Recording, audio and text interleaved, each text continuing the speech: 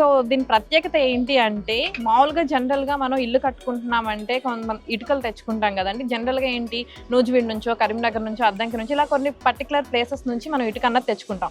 అయితే అవి ఎంతవరకు బ్రేకేజ్ అవుతుంది అన్నది మన అందరికీ తెలిసింది, పర్టికులర్గా చెప్పాల్సిన అవసరం లేదు.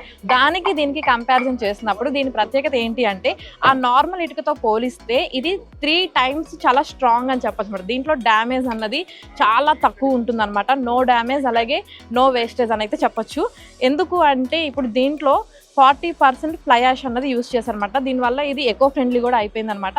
సో దీన్ని వాడటం వల్ల మనకి ఎకో ఫ్రెండ్లీ అయింది, అలాగే స్ట్రాంగ్గా ఉంటుంది. అదేవిధంగా ఇది మహారాష్ట్రలోని అకోలా నుంచి వచ్చారండి. సో అక్కడ దీన్ని రెడీ చేశారనమాట. దీన్ని మనకి ఇలా ఒక డెమో కూడా చూపించారనమాట. అంటే ఈ ఇటుకతో ఇల్లు కడితే ఎలా ఉంటుందని ఒక డెమో కూడా ఉందనమాట. మీరు చూడొచ్చు ఎగ్జిబిషన్ మొత్తం మీద నాకు ఇది చాలా అంటే యూనిక్గా అనిపించింది, చాలా డిఫరెంట్గా అనిపించింది అనమాట.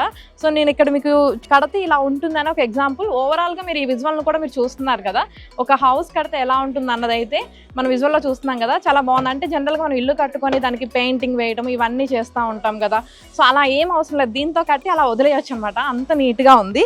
అంటే ఈ ఇటుకని టేబుల్డ్ మాల్ బ్రిక్ అంటారనమాట. సో ఈ బ్రిక్స్తో మనం ఇల్లు కట్టుకుంటే ఎలా ఉంటుంది అనేది ఒక డెమో కూడా ఇక్కడ ఎగ్జిబిషన్లో పెట్టారు.